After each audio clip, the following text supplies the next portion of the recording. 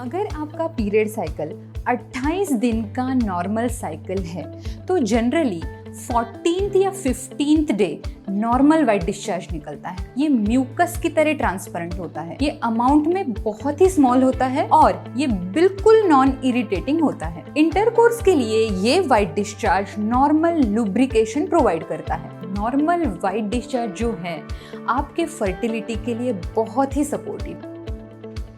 Abnormal white discharge जो होता है वो ऑल नॉन पीरियड डेज निकल सकता है। इसके अलावा ये अमाउंट में भी बहुत ज्यादा हो सकता है। इसका नेचर जो होता है एकदम पानी की तरह पतला हो सकता है। कभी कभी ये टूथपेस्ट की तरीके से गाढ़ा भी निकल सकता है, ये कर्ड की तरीके से गाढ़ा भी निकलता है। कई औरतों में ब्राउनिश निकल सकता है, येलोइश और ग्रीनिश में निकल सकता है। किसी किसी को इंटेंस यानी कि सीवियर तरीके का इचिंग भी हो सकता है। कई बार एबनॉर्मल वाइट डिस्चार्ज के साथ बहुत ही इरिटेटिंग बदबू आती है।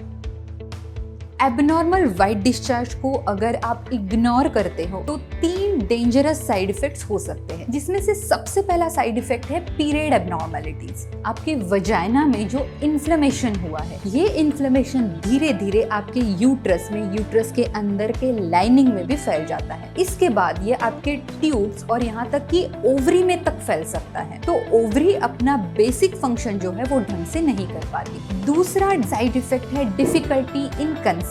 अगर आपके वजाइनल लेवल पे इन्फ्लेमेशन है तो प्रेगनेंसी के लिए जो स्पर्म वजाइना में डिपॉजिट होते हैं वो वहाँ पे इन्फ्लेमेशन होने की वजह से वही मर जाते हैं और प्रेगनेंसी अचीव नहीं हो पाती। तीसरा साइड इफेक्ट है पीआईडी। कई दिनों तक अगर ये वाइट डिस्चार्ज बना रहता है तो धीरे धीरे ये इन्फेक्शन रिप्रोडक्टिव सिस्टम के हर पार्ट में फैल जाता है, जिसकी वजह से पूरे यूट्रस, ओवरी, ट्यूब तथा सर्विक्स को सूजन आ जाती है। इस तरीके का क्रॉनिक इन्फ्लेमेशन क्योर करने के लिए काफी डिफिकल्ट होता है। इसके अलावा फाउल स्मेल और वजाइनल इचिंग भी काफी इरिटेटिंग कंप्लेंट है।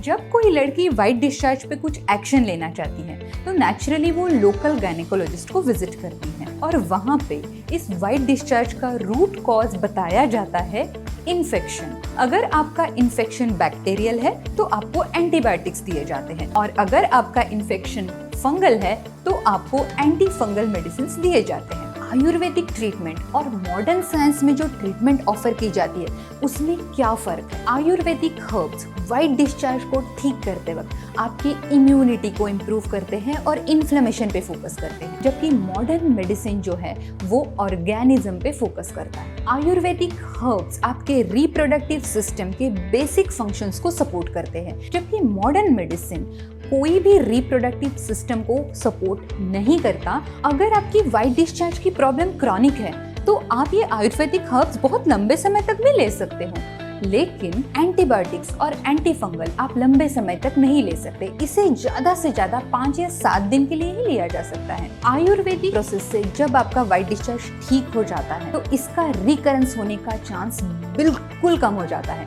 लेकिन एंटीबायोटिक या एंटी फंगल से ट्रीटमेंट कराने के बाद हाई चांसेस ऑफ रिकरेंस होता है, क्योंकि ये आपके इम्यूनिटी पे काम नहीं करता। जैसे ही आपकी ट्रीटमेंट बंद हो जाती है थोड़े दिन बाद ये वाइट डिस्चार्ज वापस आ जाता है। ये आपके वजाइना का जो नेचुरल फ्लोरा है उसे मार देता है।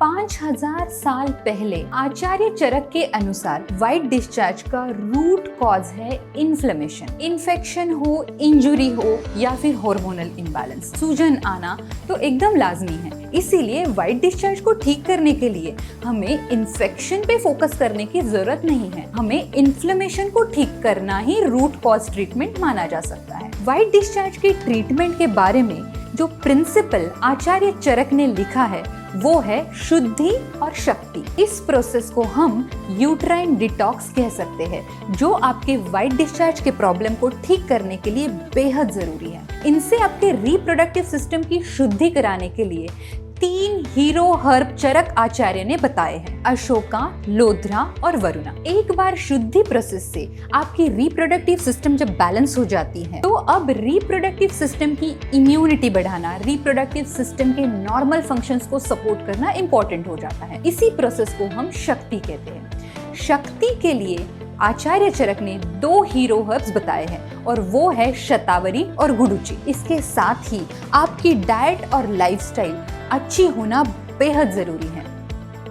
मेरी 10 साल की प्रैक्टिस में इस शुद्धि और शक्ति के प्रोसेस के बारे में मैंने हजारों लड़के और औरतों को बताया है। कई लड़कियों ने मुझे हमेशा ये रिक्वेस्ट करी कि क्या ये औषधि एक पिल के फॉर्मेट में अवेलेबल हो सकती है, इसीलिए हमने ये सोमा औषधि बनाई है। सोमा औषधि के जो मेन एक्टिव इंग्रेडिएंट्स है वो यही 5 हर्ब है जो चरक आचार्य ने बताए गए हैं। उनकी प्योरिटी का, ऑथेंटिसिटी का खास ख्याल रखा गया है। इसके प्रोसेसिंग की जो मेथड है वो चरक आचार्य ने जैसी बताई है वैसी की वैसी फॉलो की गई है। 2 गोलियां ब्रेकफास्ट के बाद और 2 गोलियां डिनर के बाद लेनी है। सोमा गोलियों से बेहतरीन रिजल्ट पाने के लिए आपको सोमा गोलियों का सेवन मिनिमम 90 डेज के लिए करना है। सोमा गोलियों की वजह से आपकी वजाइना में जो नेचुरल फ्लोरा है, जिसे हम मेडिकल लैंग्वेज में डोडरलिन्स बैसिलाई कहते हैं, उनकी ग्रोथ होने में बहुत सपोर्ट मिलता है। मेरी 10 साल की प्रैक्टिस में मैंने ये सोमा गोलियां